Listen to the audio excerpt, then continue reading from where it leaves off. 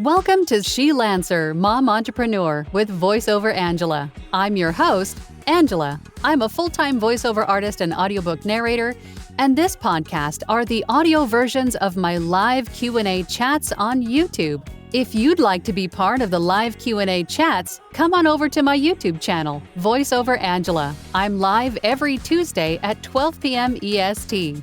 We talk about voiceover, the business of voiceover, audiobooks, and so much more. Find more information on my website, voiceoverangela.com. Enjoy today's episode. Good morning, good afternoon, good evening, good night. Thank you for joining me again for the live Q&A session here on my channel. If you're new here, welcome.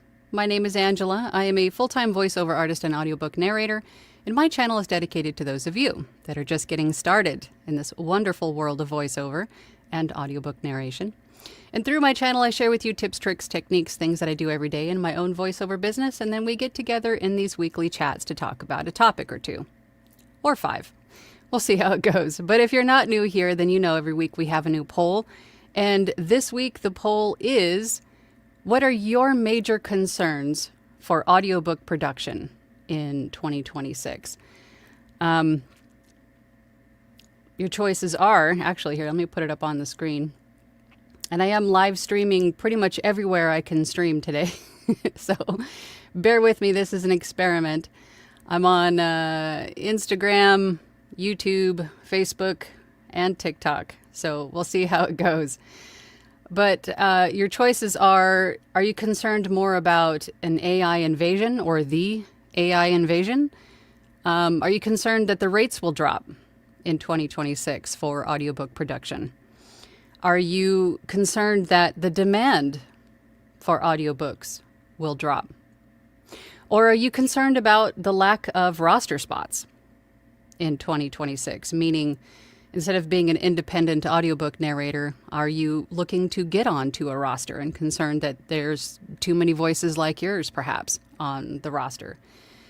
So let's address some of these. It looks like there's still a lot of votes coming in. So it looks like 44% of you are concerned about an AI invasion, understandably. 22% of you are concerned that rates will drop. 15% of you said that you're concerned that demand will drop. And 18% of you, it looks like Facebook might have dropped off. We'll see how it goes. Geez. 18% of you said that lack of roster spots is a concern for 2026. Well, let's talk about it. If you've watched my channel or my content for any length of time, then you've probably heard me say, in regard to AI narration, AI is the cheap, fast, and dirty version for narration. And unfortunately, it is here and it is here to stay. And it's just going to get better with time.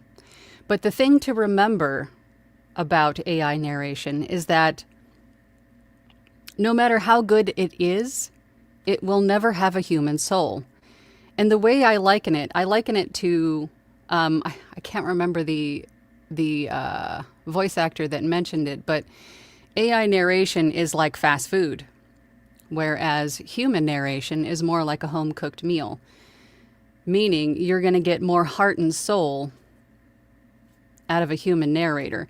And I think with, just to address some other concerns that audiobook narrators are having, audiobook demand is still growing year after year. In fact, it went up, I think, another 13% this year and is estimated to grow another, I think I read 27% by 2032.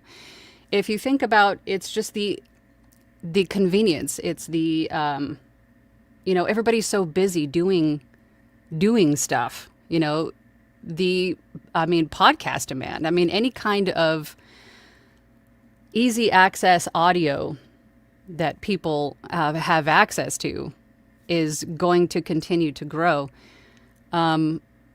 So the growth rate is not the problem. And I think I've got so many ideas, so many voices in my head trying to speak all at one time.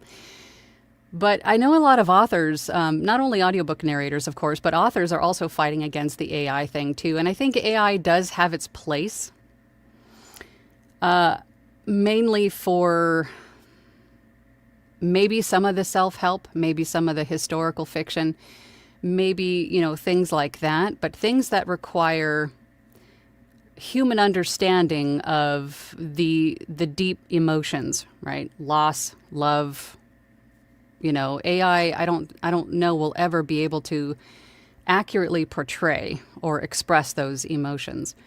And also with that, here comes some of the other voices. With that, the growth of serialized or dramatized audio, like full cast audiobooks, dual and duets, serialized content, meaning like chapter books, sort of a hybrid between audiobooks and podcasts. Those are also gaining in momentum and, growth.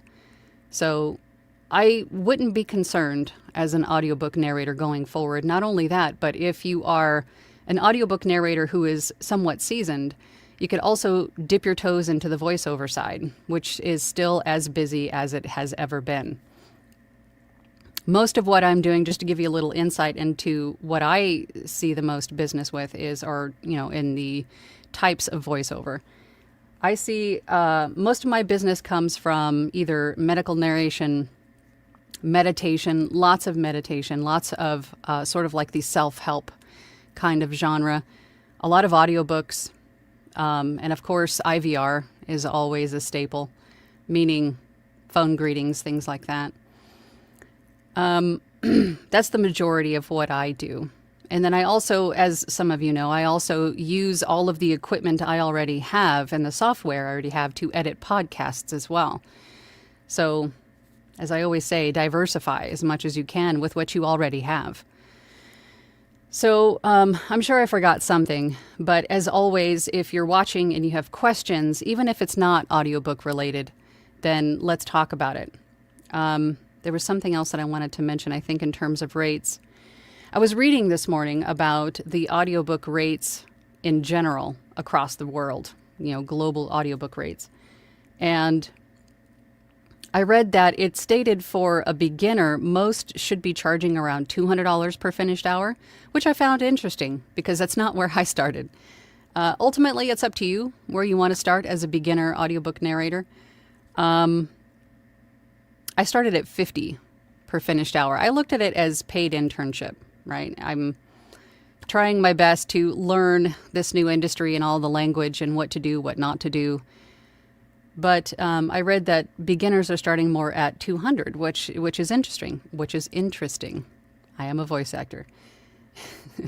I can get words right.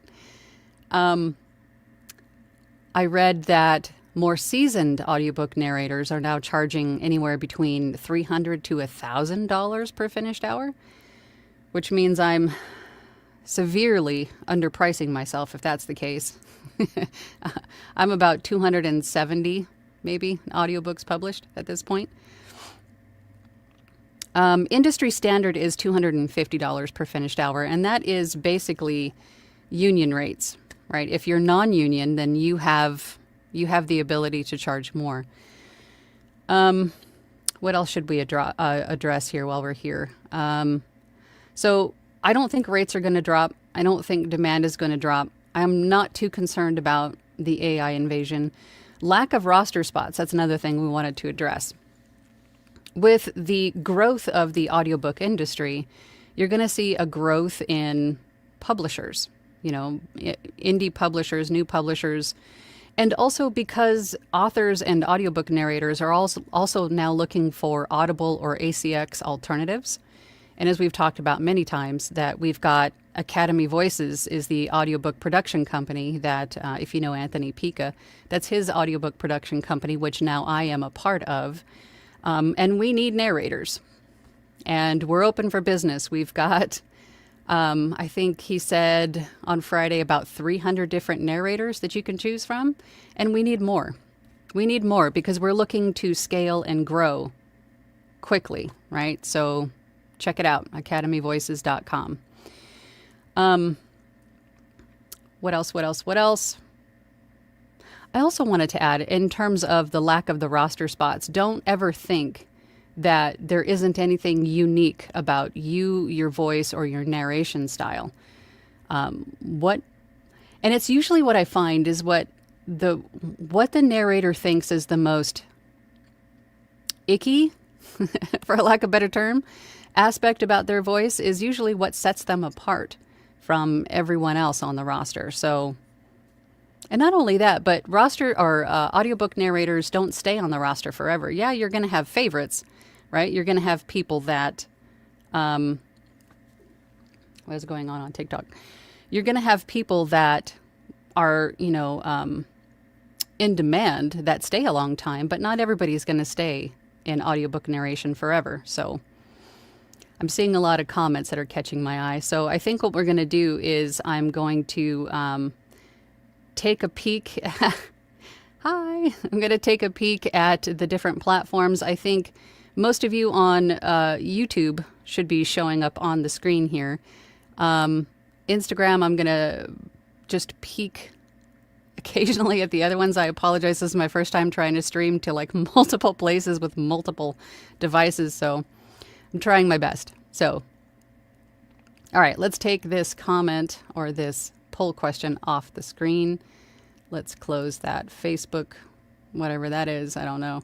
Let's go over to the comments. I'm going to try to bounce between the different platforms. So bear with me. Let's look over at, we've got some people over on Instagram. Thank you all for joining. I appreciate you. I love storytelling. How can I start a career in story narration? Just like anything else, you have to start from zero. It's good to take in all the content and do all the practicing, the studying, the researching that you can. That's how I started, but just be careful not to get stuck in what we call the procrastinating stage, which means you're putting off getting started because you keep needing to learn something else, right? I can't get started because of X, Y, or Z. So just get started. Just do it. Get all the information that you need, but just get started. And if you love storytelling, then you're going to have a natural storytelling ability, which is a plus. Sage is here. Sage on Instagram. Thank you. She brought some Boston cream and apple cider donuts. I love it. Imposter syndrome is a huge issue for me. But our Launchpad community. Yeah, Launchpad is one of the tiers of membership on a VO's Journey Academy. Come and check us out, learn with us, hang out with us. We're doing a big Halloween spooktacular this Thursday for class. It's going to be fun. So check it out. A VO's Journey. There's just too much going on. It's like information overload. All right. See, TikTok. Do we have any questions on TikTok? Hey, y'all on TikTok. Thank you so much for joining. I appreciate you. Hello, hello. Fantastic. All right, let's go over to our comments on the YouTubes. Abe says, good morning from Nashville. May you never procrastinate. May you always learn from your failures, fail forward, and may you never suffer from imposter syndrome. A big thanks to Angela. Thank you so much, Abe. Who, without her resources, I would be much farther behind where I want to be. You're an invaluable resource, and we appreciate you. Oh, you guys are so sweet. Ken says, seconded. I owe most of my skills to Angela and everybody. Oh, you guys are amazing. I appreciate you. I'm just glad to help. I'm just glad to help. Thank you all on TikTok for reposting. I see you. I see you. Thank you.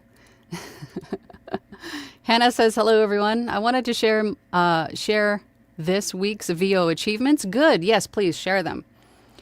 1, I got my first 2 audiobook samples done and formatted.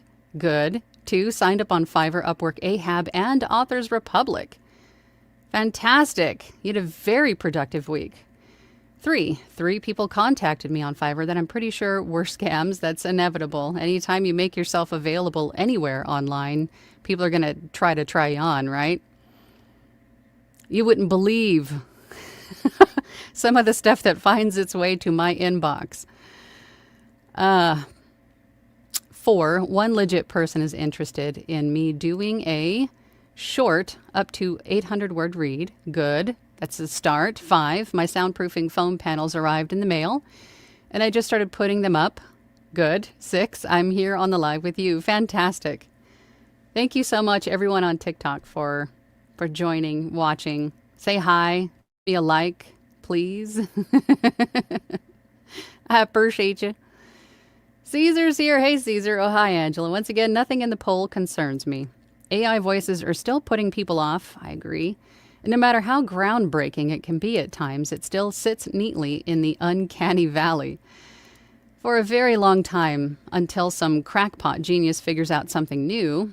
Meanwhile, demand for voice acting will always remain strong, for as long as we don't pigeonhole ourselves into just audiobooks, there's plenty of demand in other industries. Games will still need voice actors, commercial work is always an option, and so on and so forth. As for rosters, spots open up all the time. If rates drop, diversify income, which you should be doing anyway. You should be diversifying income anyway.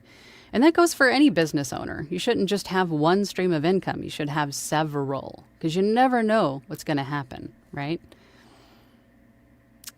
Coach, start a channel, write a book, narrate it, apply for foreign language dubbing. Our voices are so versatile, they can fit in so many industries. Right on the money there, Caesar. That said, hello, Angela. I don't want to spoil anything, but I got someone into analog, and I'm very excited. It will help set up their front end today. This will be a game changer for them. That's fantastic. Look at Caesar paying it forward. Yeah. For those of you, Carmen, my eyes aren't the best on TikTok. Carmen says, oh, my pigeonholing into audiobooks. And on top of that, I almost want to say get really good with one genre. And I think, excuse me, I think the one genre that I saw had the most traction and demand was romantasy. And then it was closely followed by general fiction, but then also, interestingly, historical fiction. Autobiographies, memoirs, things like that were also gaining in popularity, as well as self-help, which is pretty much my wheelhouse. That's most of what I do is self-help, with all the meditations and things. And not a shocker, I know. But I almost want to say, get really good in one genre, but then on the second hand, I would say start with the genre that you're most comfortable with, but be sure to always be, spreading your wings a bit into other genres, because, I mean, there's money in them hills, right? If I could say it. Romantasy is sort of a cross between fiction and romance, but it's more like, or I should say fantasy and romance, hence the name romantasy, right? And I think that particular genre is getting the most demand for full cast audiobooks, dual or duet, at the very least, full cast or dramatized where there's sound effects and music and everything. So, and then there's also always, of course, the spicy genres. We can't discount those. Those will always be popular and always money makers. Here come the voices again. There's a bit squirrel, right? There's a bajillion different things we can talk about. So I'll just leave it to questions. If you have questions, ask them. So I don't just sit here and tangent on you guys for an hour. Carmen says, hoping to cross over into commercial VO next year. I narrate all. Yes. And I think with audiobook narration, I think, as I've said in the last live stream, which we do here every week on YouTube on Tuesdays at 12 p.m. Once you get down audiobook work, everything else is sort of cake. Formatting wise, emotion wise, right? Under script interpretation. If you can master audiobooks, even in the slightest sense, right? Everything else is sort of cake. So if you're an audiobook narrator and you want to diversify your income, then absolutely do it. Get into other types of voiceover. Because if you think about everything that you hear on a day-to-day basis that involves a voice, That's an audiobook. That's a voice actor doing it, right? So get out there. Jason Kirkover is here. Good morning, Jason. I'm not worried about AI because even good ones sound like absolute robots. There are something like 600 different types of articulations, inflections, and intonations that a human being can produce. Currently, AI can produce about 30 or so, and experts are saying they're not currently capable of doing any better. Currently. I look at it as inevitably. Inevitably, AI will get better. But if you've listened to any kind of AI narration, some of them are very good, but there's still, I think Caesar said it best, it's something like uncanny valley. There's just something not quite right about it. Depending on which ones you choose, they go from super monotone and don't really have much expression. It's just, I'm giving you facts, which I think would have a place for some nonfiction, things like that. But anything that requires emotion and understanding the depths of human expression and emotion and feelings, AI is not going to be able to do that for a while, right? Fast food versus home-cooked meal. Jason then says, plus, it's all the little flaws that give human storytellers that human touch. Absolutely.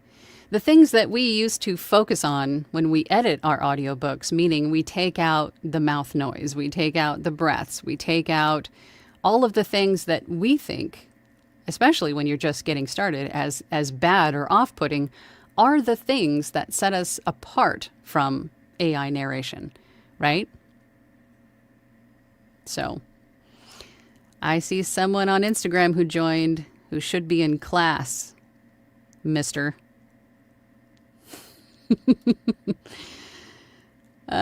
Jason says, all right, all that said, I hope everyone is having a wonderful morning. Just enjoying my coffee and working on an audiobook series and loving it. Glad to be amongst those learning and growing.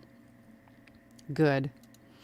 Caesar says, yep, there are a few AI versus acting videos out there. And, well, the long and short of it is, AI still can't stack up well against human or actual human pipes. I agree. For now. But we'll see how it goes. Thank you for all the likes and stuff on TikTok. I appreciate you. I'm just trying it out and see how well it goes. Thank you. Abe says, I voted AI, but it's mostly the AI written books that concern me. They concern me too.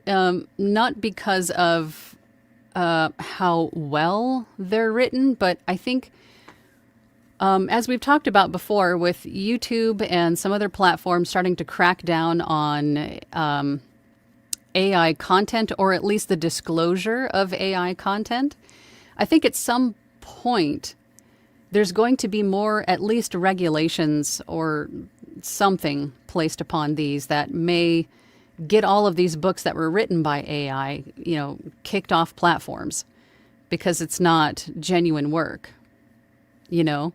Even books that are AI enhanced or assisted, I think might be in some trouble someday. So just as a caution to all of the authors who may be watching, I would advise against using AI in any way, shape, or form in content when it comes to books or anything that you want to have any kind of staying power. It's still the wild, wild west in terms of AI. And at some point, there will be more regulations placed upon these. So would you want to take that chance? I don't know. But yeah, so concerns me too. Because I've done I've narrated or produced a few audiobooks that I initially thought, I think these were AI assisted, not completely AI written. But I didn't realize it until I was already neck deep in the production of it. So I just went ahead and did it, but I have the same concerns. Caesar says, good call, Abe. I personally will do my best to avoid AI written work, but despite that, I feel that it's their problem, not ours. Well, it could be ours if it's royalty share, if it's a royalty share book, perhaps. Thank you so much For those of you sending me stuff on TikTok, I can't see all of it. I apologize. Really quickly, Dwight says, Angela taught me 75% of what I know in VO. Her minions, 20%. And Bill DeWeese, 5%. Every penny I spent with Angela was like buying diamonds, pennies on the dollar. That is so sweet. Thank you, Dwight. I feel so bad that I can't catch everybody everywhere, but thank you for all of you who are participating. Caesar then says, and the higher up the food chain we get, the pickier we can become. The pickier we can choose to become, right? Again, as a business owner, an audiobook narrator, treating this as a business, because you should, you have that power to decide what you will and won't want to do, right? You don't have to. You don't have to narrate AI written or AI assisted books. Dwight on YouTube, you're everywhere, Dwight, says, good morning from the gloomy weather day along the CT coastline. How are you doing, Miss Angela? I am fabulous. I had a fantastic weekend.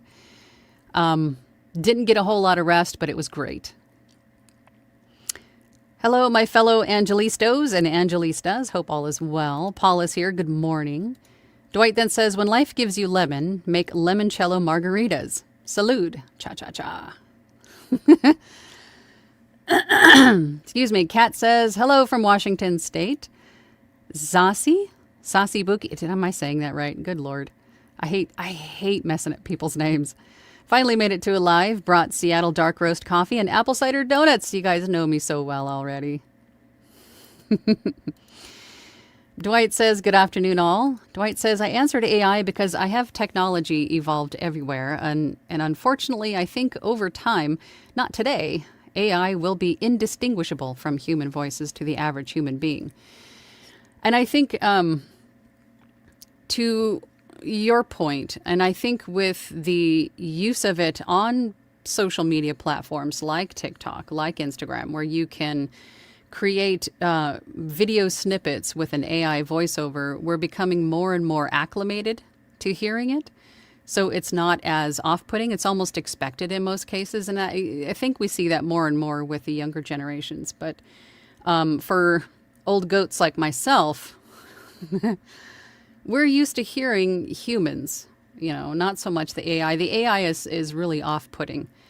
Anytime I hear AI on a video on YouTube or anywhere else, unless it's just like a quote video or something like that, I'm usually scrolling away very quickly. I can't, it's like nails on a chalkboard.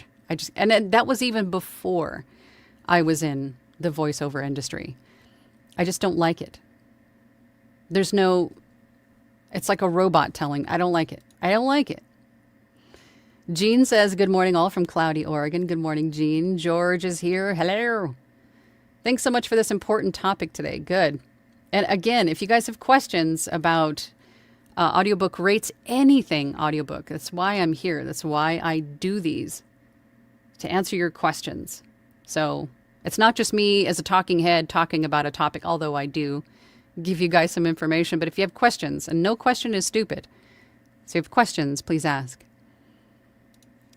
Mary Lynn says, hello from cloudy Tampa. I chose roster spots, but I'm not sure what that means. Meaning publisher roster.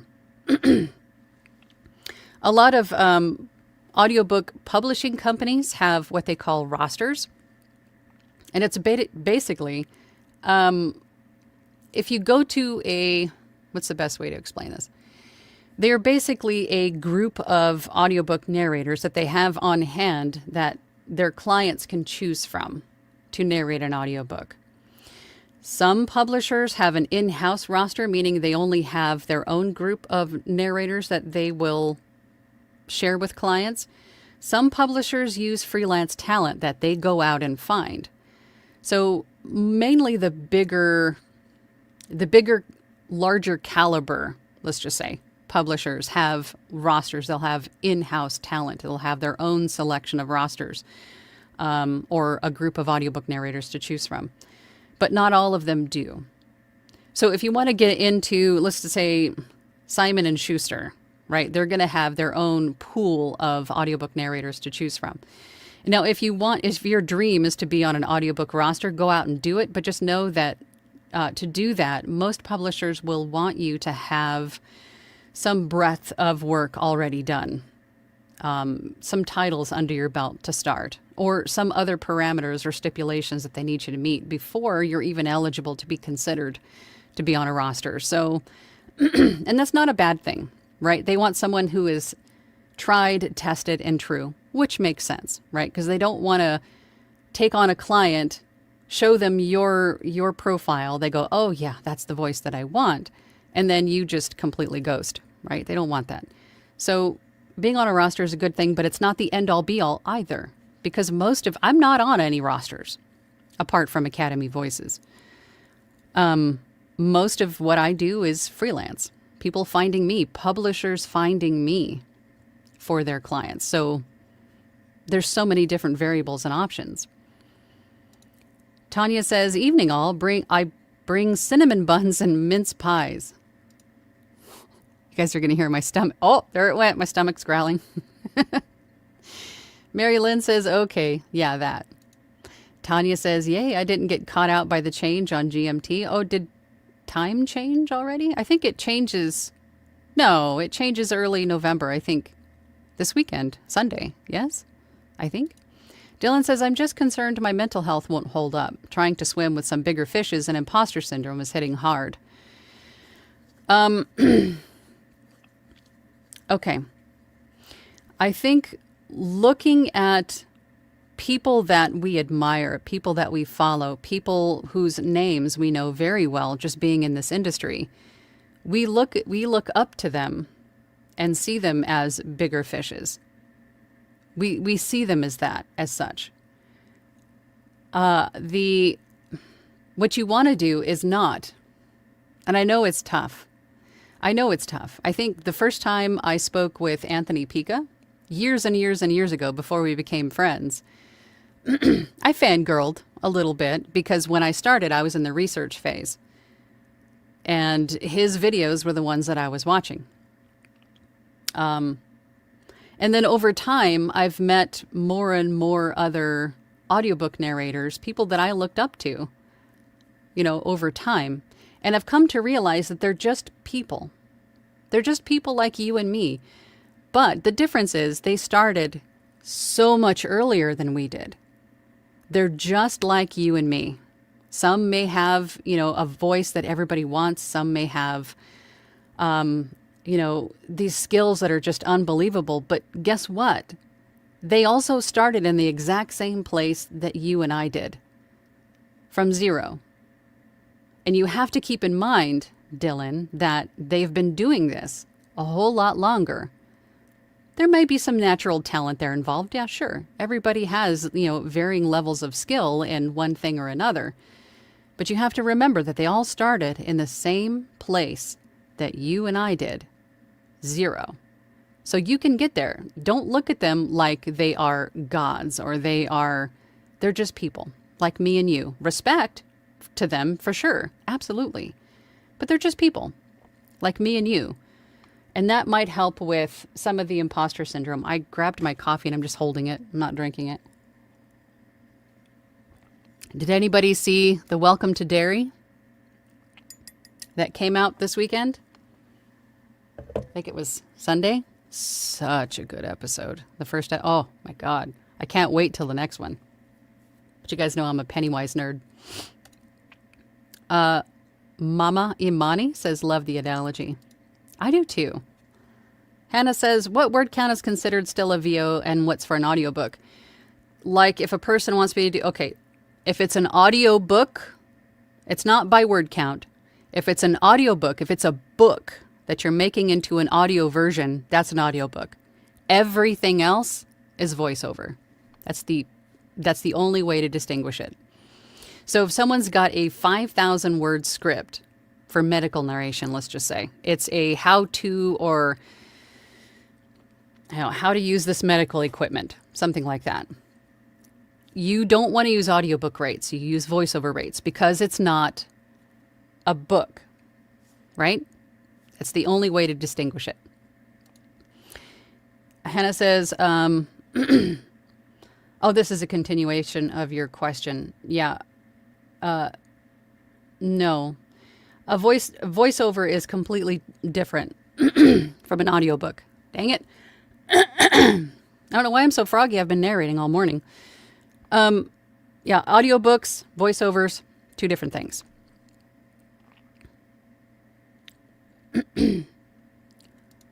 A good place to look for rates, just to go back to Hannah's comment, a good place to look for rates is aviosjourney.com.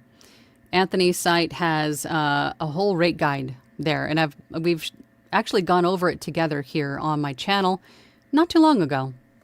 If you're looking for an idea of what to charge for voiceover rates. Voiced by Rebecca says, good afternoon all. I chose roster spots. I want to have as many opportunities as possible to have opportunities, if that made sense. Makes perfect sense. And I agree. I think you should be everywhere that you can be, right? Get in front of as many eyeballs as you can. Being visible is what every business needs. That's a form of marketing, and how you get in front of those eyes is up to you. But yes, you want to be visible on as many rosters, as many freelance marketplaces, pay-to-plays, anywhere and everywhere that you can be. Get there.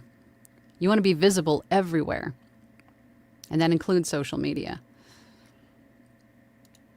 Joy says, hello, Angela. Hello from Southfield, Michigan. Tanya says, I chose roster spots as I feel that they're more likely to pay near industry standard, although I have no evidence for that. I set my rate at $225, but accepted much lower for early books. Yeah, it's going to depend on the publisher or the publishing company. Some of them have set rates. Some of them will allow their narrators to choose the rate. But I think for the just for consistency, it would make sense that they would have their own set rate, and I think it's going to be fair enough for all parties involved, right?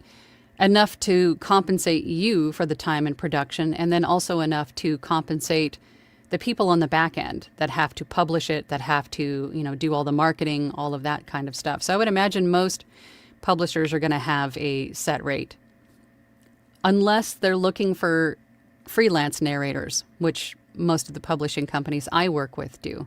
And therefore, you determine the rate. And sometimes they'll negotiate a bit with you, and that's fine. And that's your prerogative as a business owner to set your own rates. And, once in a while, if you think it's a company that you're going to see repeat business from, wouldn't hurt to be flexible from time to time, for sure. Rich says, I believe Scott Brick charges $750 per finished hour, as he should. As he should. I wonder what Teddy Hamilton charges. You guys know I love Teddy Hamilton.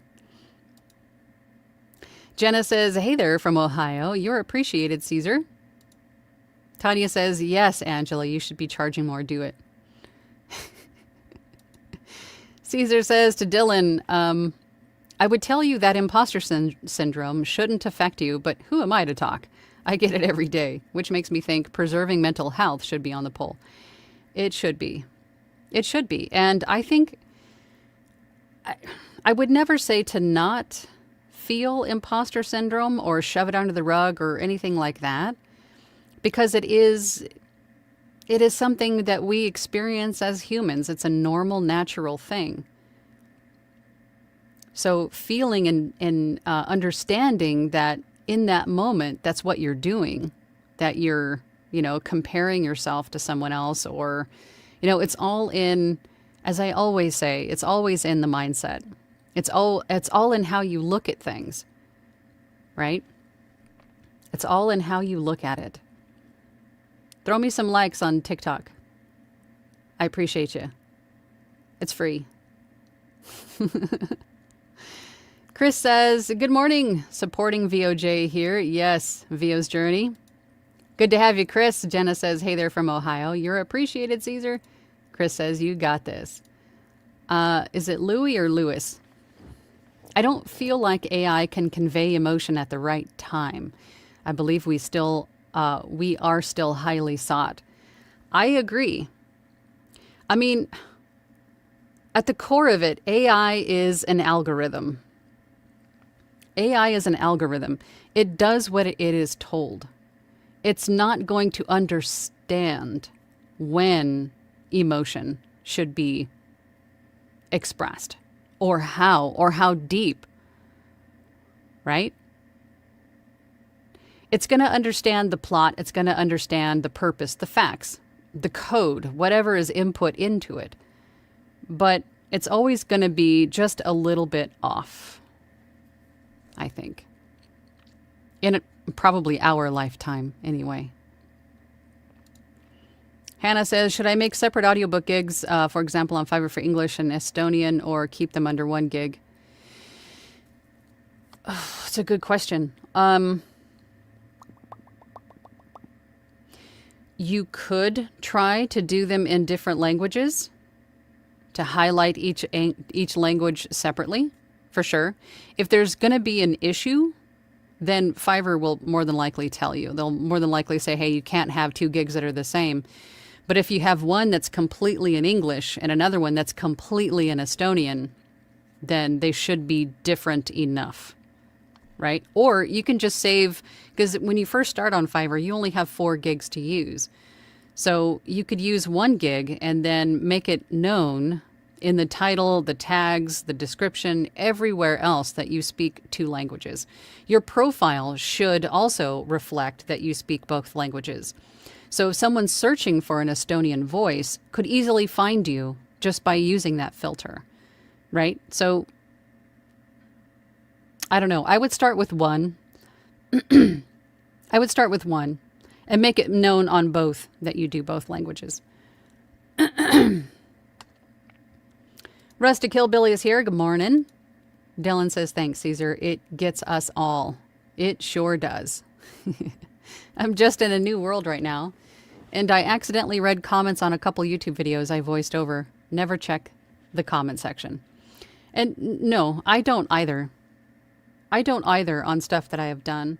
Not because I don't want to know how my voiceovers are being received, but I think for the most part, most people, when they have comments on what they're hearing and they think that they're just an anonymous person, an anonymous, voice or name in the void, that what they say is, it's not going to hurt someone. Or maybe that, I don't know, trolls, right? People are just not nice sometimes.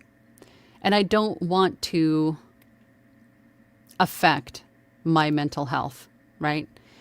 All that matters to me most importantly, is what the client thinks, right? If I succeeded in fulfilling the client's vision for what they wanted the voiceover to be or what it was for, that's enough for me. That's enough for me. Because you can't please 100% of the people 100% of the time. You just can't. You can't.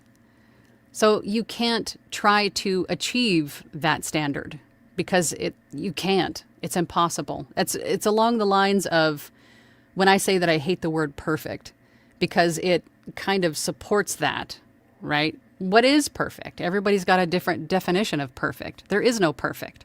It's an unachievable goal. It's an unachievable standard.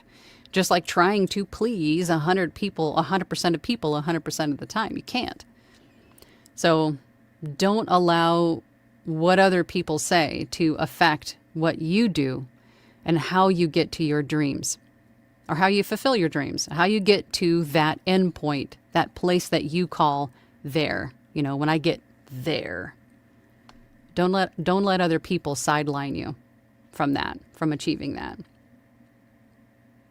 Thank you for all the likes. Oh my gosh, you guys, thank you so much. You guys are going crazy with the like. You guys are awesome on TikTok. Thank you. Chris says, the godmother of audiobook narration. Life Unleashed says, hi there, Angela and all. Feel blessed to be catching a live. I'm glad you caught it and learning more. Thank you, Angela. You keep me going forward. You an amazing mentor. Oh, thank you. You guys are amazing. Review Exchange Group says, not concerned about AI invasion. Part of my brand is 100% human narration. Let's make it easier for authors to pick a real voice. I try to encourage authors through Audiobook Review Exchange Group. Yes, and that should be something that you are also including in as audiobook narrators and even voice actors in general. I think that's something that we should start including in the descriptions, our bios, something somewhere saying, I support human narration, right? No AI, like AI with the big anti-circle thing on it. No, because it just makes it easier because there's so many options out there for authors to choose from in terms of, different choices, different voices. And then once they finally find one, and maybe they've got their top 3 choices, and then they're going, okay, well, which one of these people is going to try and scam me with an AI voice? Well, if you make it known that you don't do it up front, that it's 100% you 100% of the time, then that might make you an easier candidate to choose from.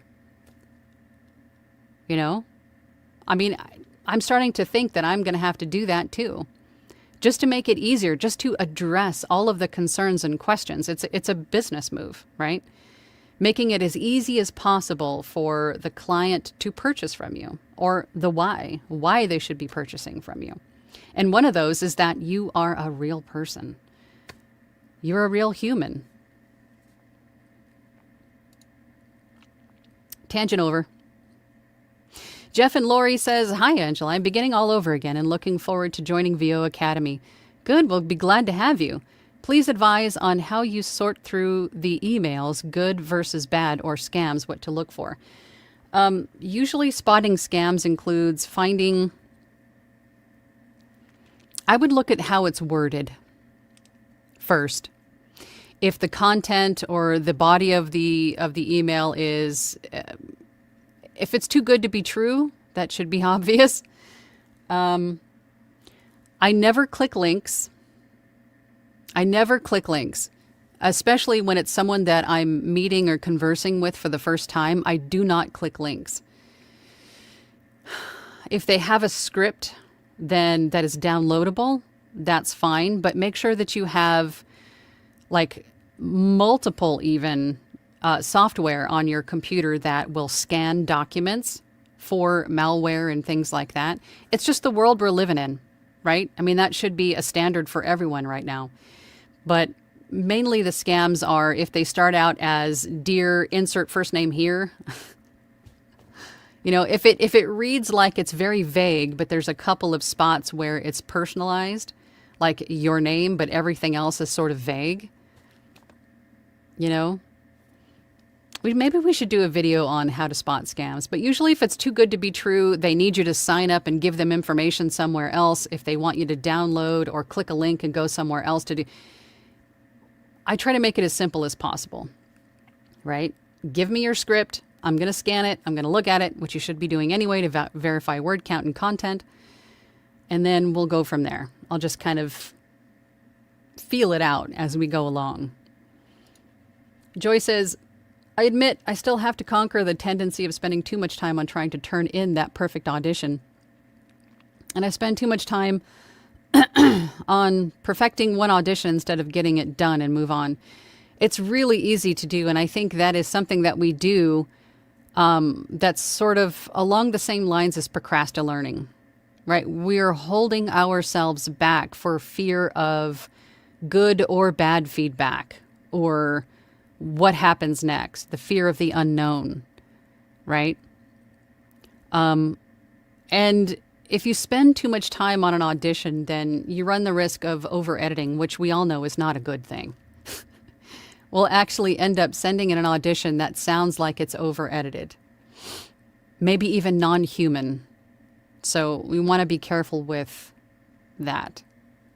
So my best advice to you, Joy, is just to, when you see an audition for something that you want to produce, just record it, do some light editing, and forget about it. Move on to the next thing. Don't ruminate on that audition either, and don't wait for a response or feedback because you might never get it. That's just the way it is. And think of it from the author's perspective. They're soliciting auditions for the production of their audiobook. They get hundreds of responses, right? They may or may not get back to you. Some authors are fantastic and give feedback and they will get back to you right away. Some don't, right? Don't wait.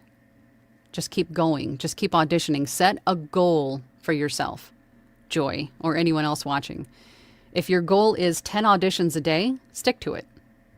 Stick to it, right? If you're spending too much time on one audition, then you recognize that you're spending too much time on one audition and you need to move on because you have 8 other ones that you need to get done in the time period that you have, right?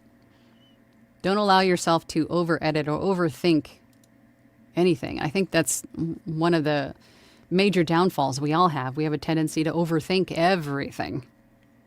Don't allow yourself to do that. Phil says, I've listened to you for quite a while. I'm sorry.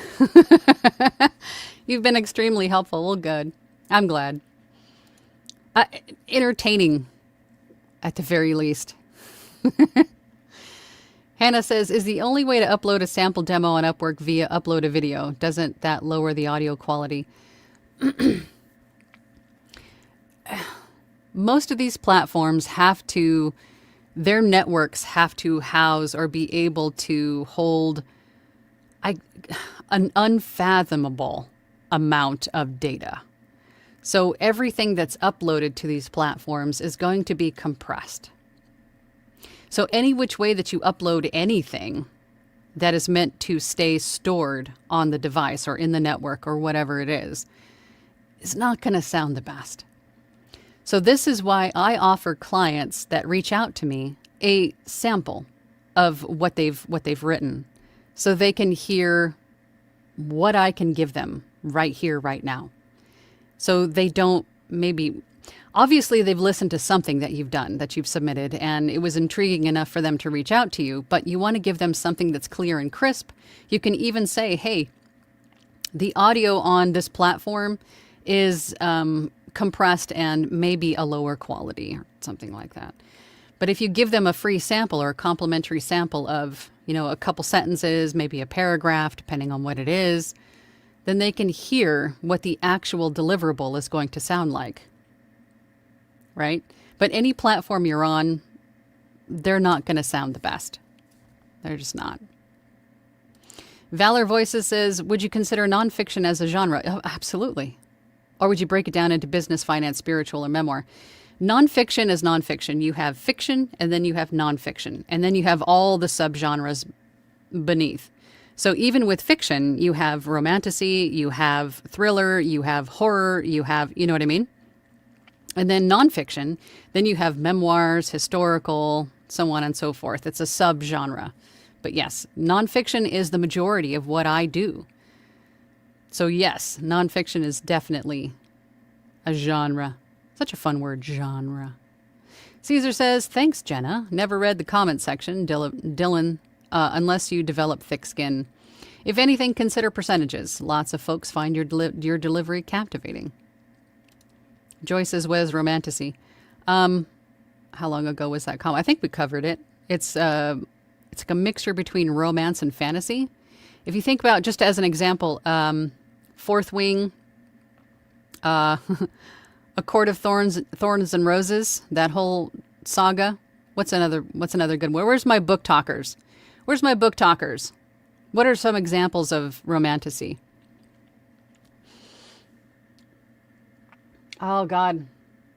I'm missing so many. Oh, my God. Thank you guys on TikTok. You guys are amazing. I'm missing so many comments and things. Book talk, yes. Real fam. Absolutely. I am a book talker.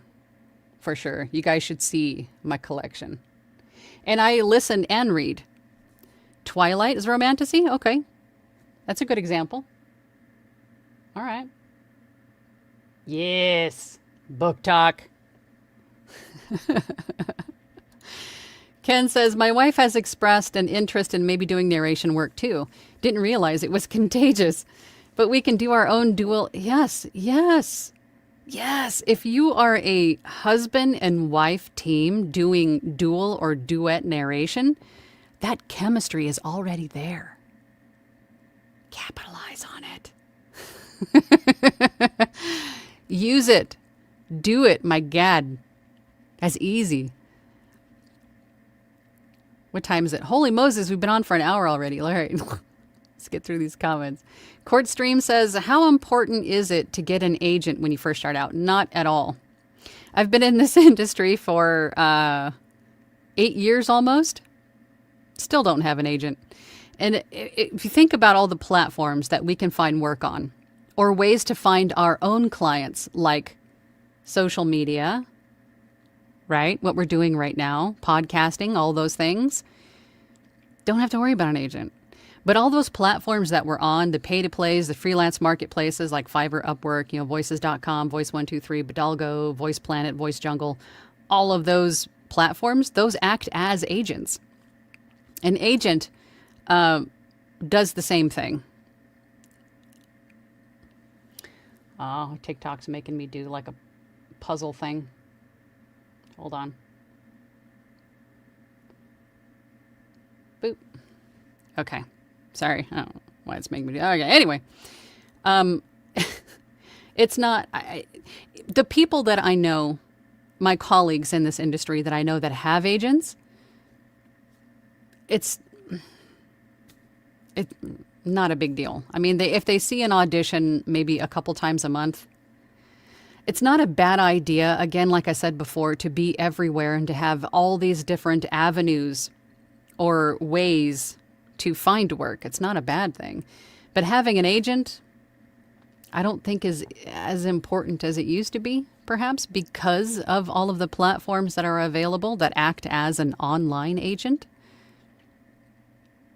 Ken says, agent? I don't need no stinking agent. Caesar says, mastering audiobooks? What's that? Yeah, you are the master of mastering audiobooks. Rich says, Angela, are there any big news regarding audio dramas? We have one in development for Academy Voices, if that's the one you're referring to.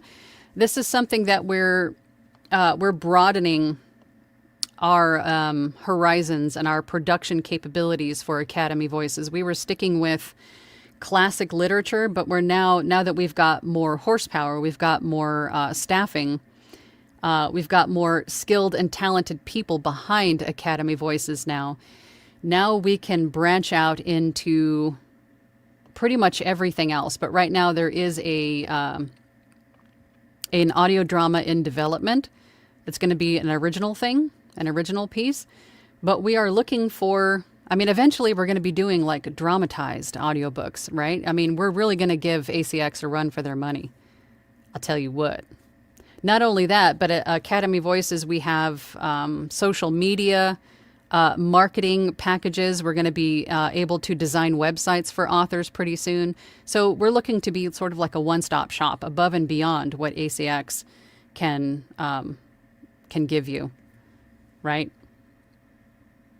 Caesar says to Joy, romantasy, romance, fantasy. Fourth Wing. Yes, that's a good example.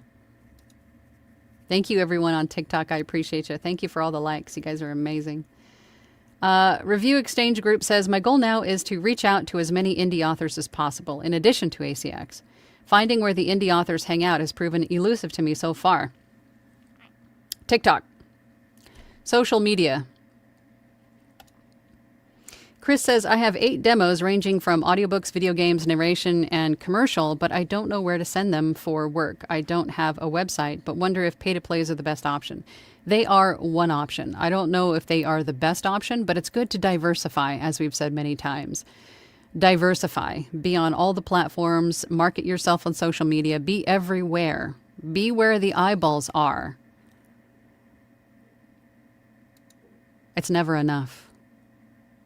Remy says, if I asked an author, do you think they would be open to me uploading my recording of their book on YouTube? Not to be monetized, just for practice. I have to say, Remy, I think most authors would not allow that because it is copyrighted material.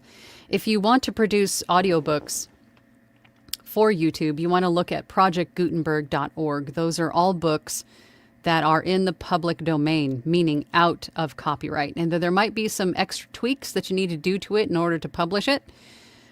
Please look that up. I don't have the specifics, but if you change X amount of words or something like that, then you're able to do that. But most authors, I would think, would not want their copywritten material online if they're not gaining anything from it. Joy says, hello, Caesar. Thanks for the spell check. Eric Grimes. Carl. I always think of Walking Dead when I see your name. Hi, Angela and the A-Team. I look forward to the day I can demand a certain per finished hour, and you will in the future.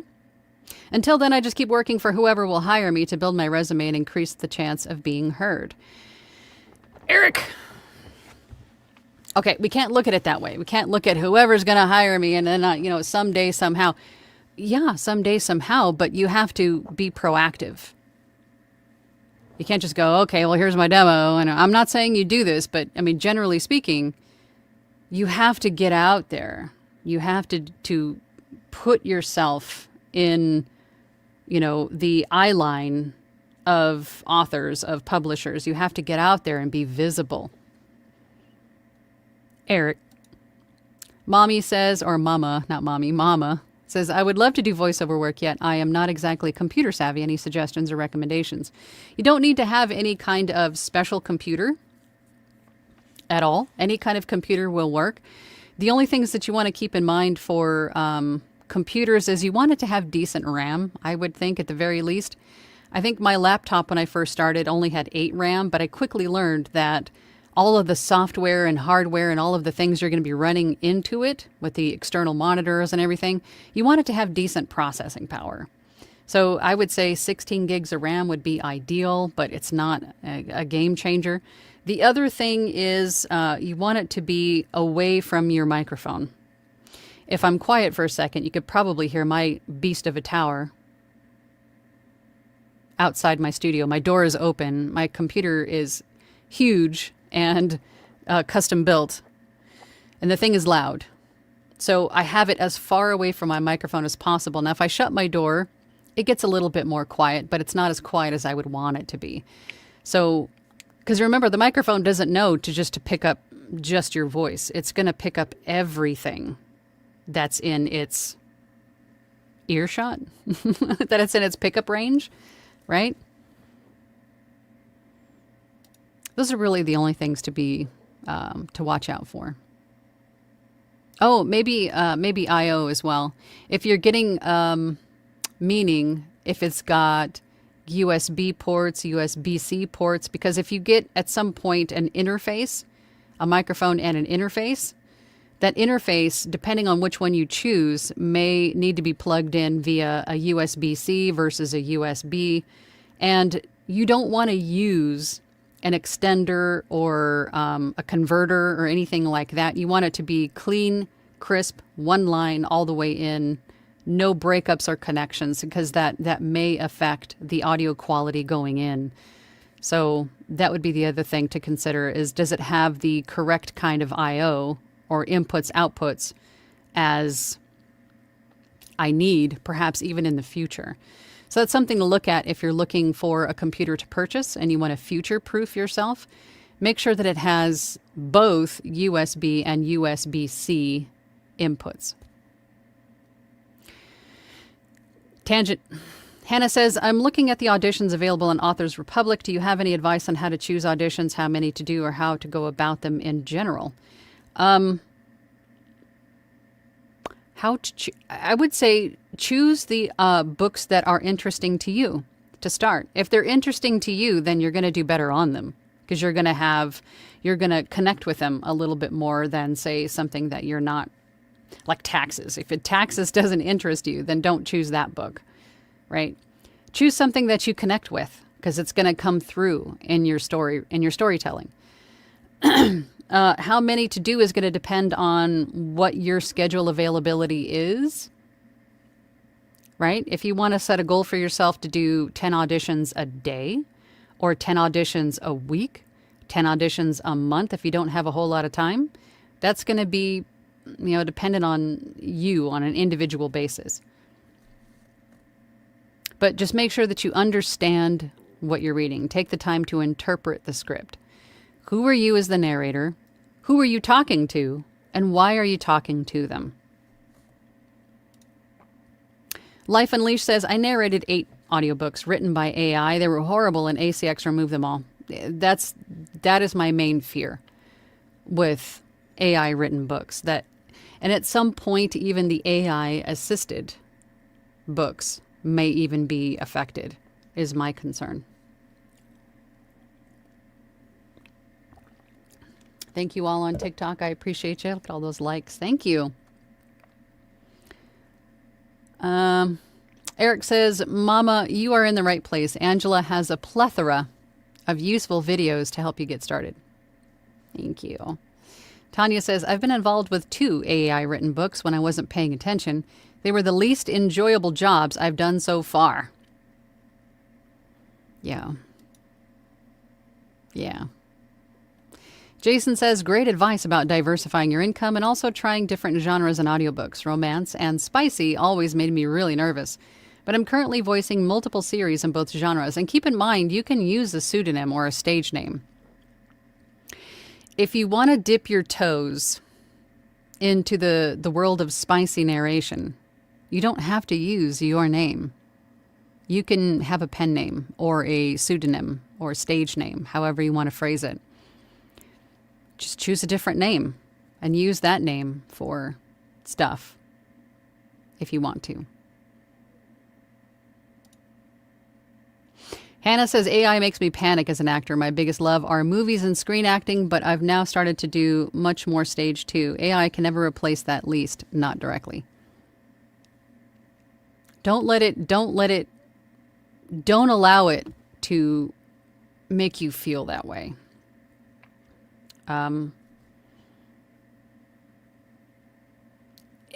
It's an inevitability, right? It's something that we're going to have to learn more about and embrace for its capacity, for its place in this industry. We can't be afraid of it. We just have to know that it's fast food, home-cooked meal, right?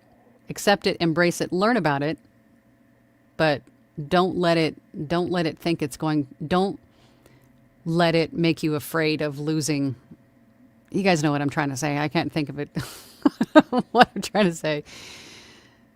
Caesar says, you already have the voice and acting chops for it, Eric. The only thing I can see that needs improvement is your audio interface and your processing. And your visibility, Eric. Zazie says, you got it right. Zausi Buki. Zasi Buki. Okay, thank you.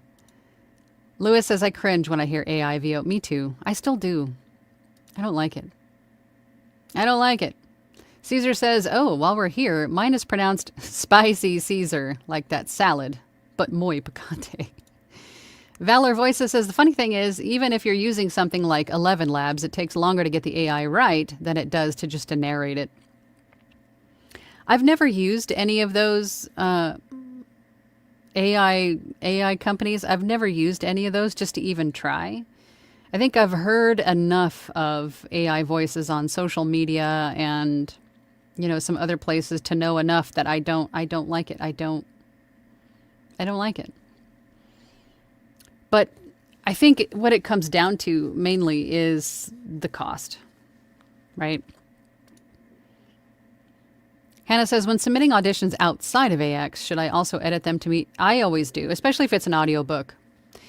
If it's an audiobook, I think they should all meet ACX's standards, even auditions, because you want the audition to sound like the final result. You want your audition to give them an idea of what the final book will sound like, the final files. So yes, all your auditions even should be ACX's standards, I think.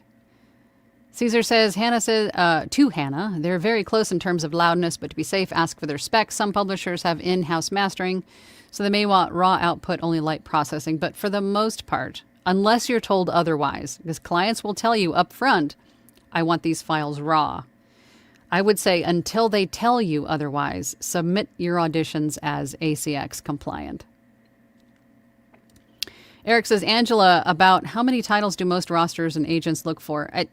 they all differ. Some don't care. Some say 5, some say 10, some say 30, you know. But if you start looking for rosters online through Google, I mean, simply just Googling, you know, indie publishers, audiobook publishing companies, then once you start to see these come up in your search, these options, then, you know, you navigate to the page that says, sign up with us, become an audiobook narrator, work with us, something like that. Then there's usually like a form that you fill out and it'll tell you what they're looking for. But they're all going to be a little bit different. Tanya says, we've already changed time zones in the UK, just keeping us on our toes. Of course.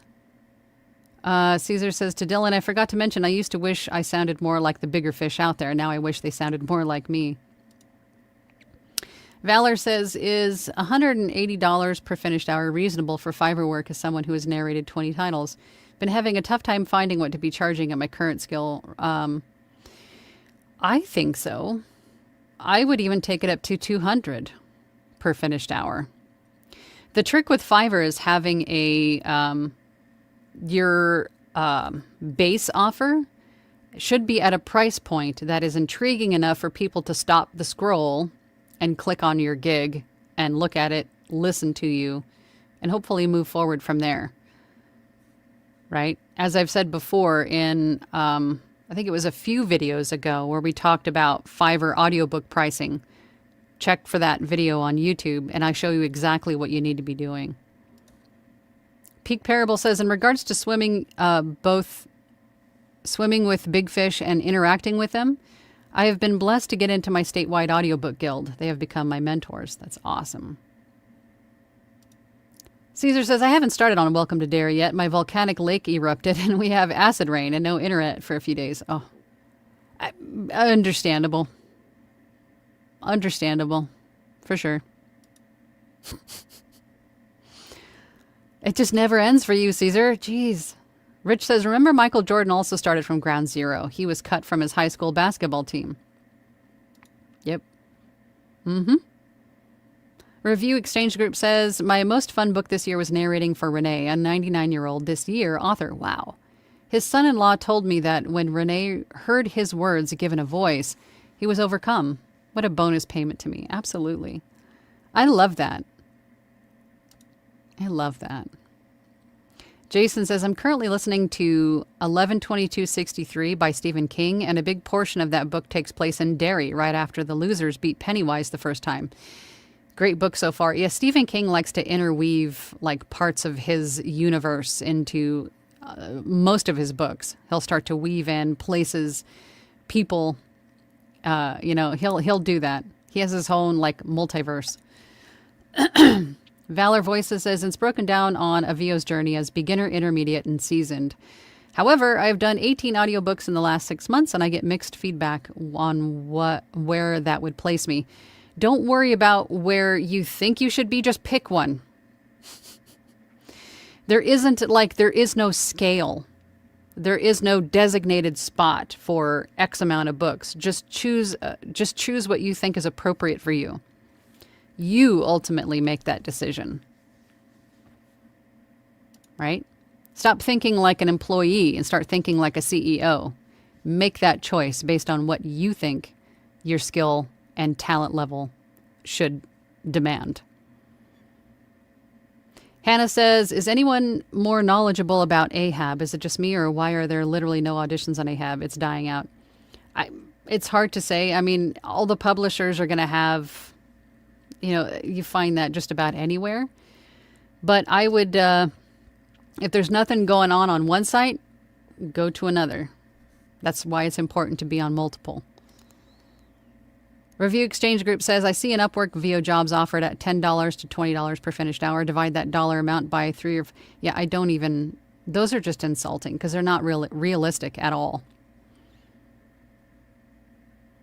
Carmen says, so how long have you been coaching on this? I've been in this industry. I started about 8 years ago, and I started coaching 5 years ago, maybe? 5 years ago, I think. I have like mentorship And then we also have like group learning and things like that. Because everybody likes to learn differently. You know, I have videos here on YouTube and then and snippets on TikTok. So if you haven't seen my profile yet, I have snippets of my live streams and other videos on YouTube. And then I have mentorship packages, and then we also have Launchpad.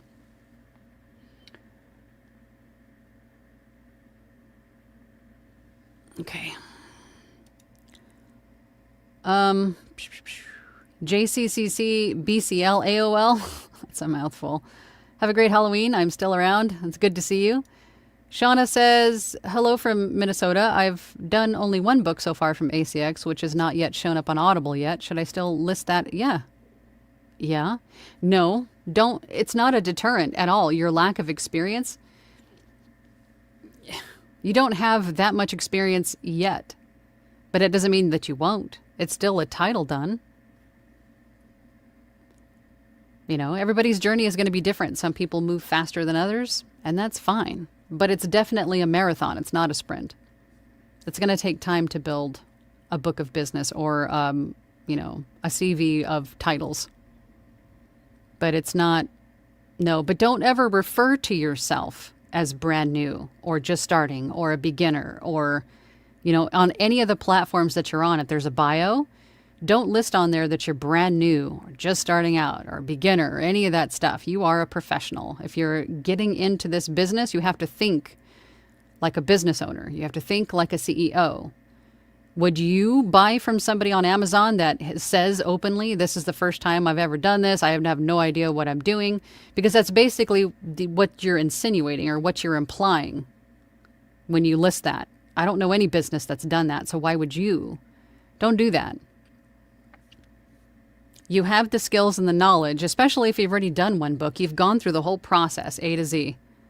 So you know a lot more than most people about audiobook production. I wouldn't say that you are a beginner, you know, anymore, because you've already got the experience that a lot of people don't. Dwight says, I put a side-by-side of you and YouTube and TikTok on Discord. Oh, my God. Valor says, people just like to be negative. They do. They do. Especially when they think they're anonymous. They do.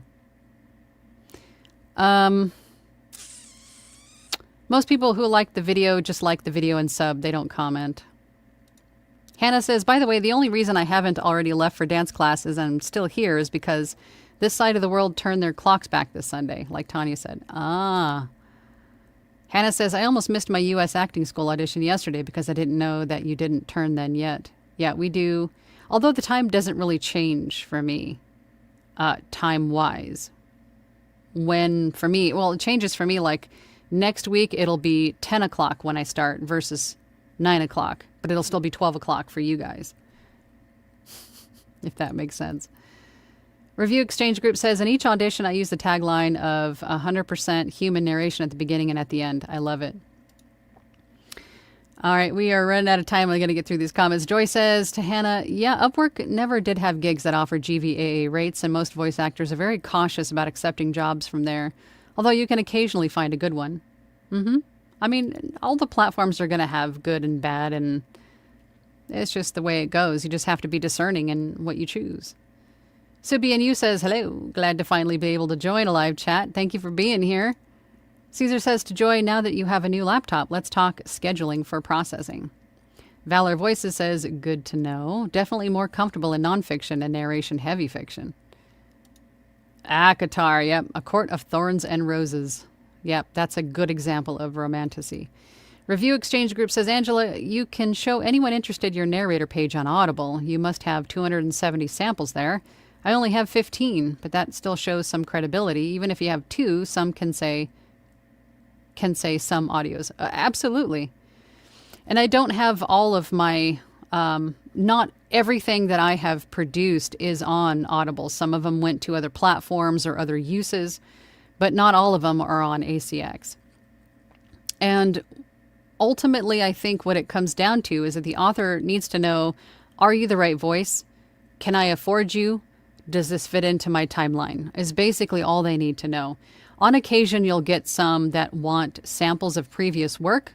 You can send them auditions or ask them if they want a custom sample of their work so they can hear their words in your voice, right? Because ultimately that's what they're looking for. So don't ever let the amount of work that you've done, the amount of samples that you have, don't let any of that stuff stop you, because you will have that if you keep going, right? You will have a great number of all of these things under your belt if you keep going. So don't let them hold you back. Everybody starts in that same place. Just keep going. BJ Bryson says, hey, I'm new here. Oh, welcome.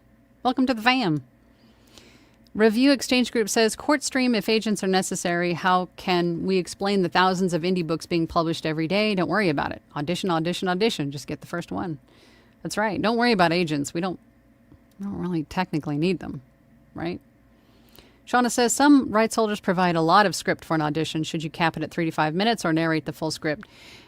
That's good. That's a great question. And I think if the authors provide like a whole chapter or the whole book in some instances for audition purposes, you don't really need any more than 3 minutes for an audition. 2 to 3 minutes max. That's all they need. Unless they're sending you specific scenes to see how you handle specific expressions, emotions, drama, whatever's going on in the scene, voices, then give them snippets of each one of those. But if they give you a whole chapter and say, here, audition from this, choose, until you get up to 2 to 3 minutes, that's sufficient. You don't need to record the whole thing. Hannah says, I am planning to get on Academy Voices, but I need to put together a demo for that. Any suggestions on how many samples to include and how long you want it to be in total? I think, Hannah, you're doing a lot of overthinking, but great questions. You don't really need to put together a demo, just record something. Go to Project Gutenberg and choose a book out of copyright. I always say err on the side of caution and go with, copyright-free books for samples when you don't have any actual work. And just record something, edit it, and then submit it as a sample. Again, they should be 2 to 3 minutes long. And then if you are open to narrating all kinds of different genres, then have a sample for each one that you're interested in doing. And then, refresh them every so often. Tanya says, Threads is great for indie authors and publishers. It will also let you follow people in batches instead of one at a time. Oh, that's cool. I haven't really done anything with Threads. Yep, different point of view. Thank you. Thank you, everyone on TikTok. I appreciate you.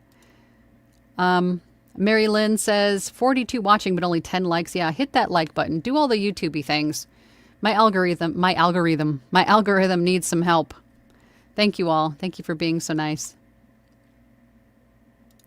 Caesar says, fun fact, Eric Priestman now has a system with 64 gigs of RAM, and it processed a roughly 1 hour chapter in 2 minutes. He told me that. That's crazy. Yeah, mine is similar. 64 gigs of RAM. I've got 18 cores. It's built. But it definitely helps with speed and processing for sure. Hannah says, I hate watching on my phone, but this is the only way I can do it because I'm not home. But even worse would be missing this amazingness that's happening here. I'm glad you're here in any way, shape, or form, Hannah. Review Exchange Group says to Mama, try Descript as a recording editing platform. Very simple, and it is all cloud computing. No worries about RAM. Caesar says, for those who do not need to extend a connection like I do as my laptop is in the hallway, make sure it's a powered extension. Docking stations are recommended. Spicy narration, what's that? And if you need a extra long cable to run from your computer tower to your equipment in your recording space, Amazon has tons of different options, tons of different connection ports like USB, USB-C, Thunderbolt, all of those things, all the ends, everything that you could ever want in terms of a connection cord and the length you can find on Amazon. That's what I've did with most of my stuff. Most everything in here is just extra long cords directly from the device to the computer to minimize interruptions, changeovers, anything like that. Rebecca says, Yep, never heard of spicy narration. No. Refresh the page. Let's see. Hannah says, would you stay clear from rosters until you're way more experienced? Because if they think you're bad, then you'll leave a bad mark on it. Hannah, stop overthinking it. I could tell you that some of these publishers won't even allow you to be on their roster unless you have proven yourself with a set number of titles. So I would just focus on being a freelance audiobook narrator, and then at some point you'll be comfortable enough and you'll have enough titles under your belt to actually apply for being on a roster. But they will not, once they hear what you're capable of, they will make the decision then and there that maybe you need a little bit more practice, or maybe they can welcome you aboard. It's gonna differ from person to person to person. But if you feel that you're ready, then apply. If they don't accept you, then wait 6 months and apply again. Right? Dwight says, Angela, what was the name of the lady on Fiverr that charges the same low word price for the... Oh, Red Horrocks. She charges, I think $10 for, I forget what it is, but she was one of the first voice talents on Fiverr. She actually rang the bell on the stock exchange when Fiverr went public, when their stocks went public. Yeah, she's, but it's all volume for her. I mean, God, she's since what, 2011? She's got a huge book of clients. Eric says, thank you, Caesar. As soon as there's money in the account this week, we'll be buying the interface you recommended and then hire your expertise. I have to jump. Yes, you have to jump into social media. Tanya says to Hannah, I thought that about Ahab until I realized they have a lot of interaction going on Instagram. Alicia's there. Hey, Alicia. Hello, all. Sorry, I got confused with the clocks changing, of course. They change for us on Sunday, I believe, on the 2nd. Hannah says, yeah, sorry, I'm a master overthinker. It just says upload the best audiobook demo. Don't get worried. Just upload it. Just upload something. The best one meaning the one that you feel you did the best on. Right? Joy says, I'll vouch for Amazon for carrying extra long cords for any equipment needs. I got a few of them. Oh, yeah, I've got a ton of them. They've saved me quite a bit, for sure. Between Sweetwater, B&H Audio, or B&H Photo, and Amazon, that's pretty much makes up the majority of where I got everything in my studio. But I'm going to call it a wrap for today. We've been on for an hour and a half today. This was a long one, but I'm so thankful for all of you on TikTok who have come along this ride with me. Thank you so much for all the likes, all the comments, and if I missed anybody, I apologize. I've got like 3 different places I'm looking and trying to find comments, but I appreciate. Thank you so much for participating in this experiment with me.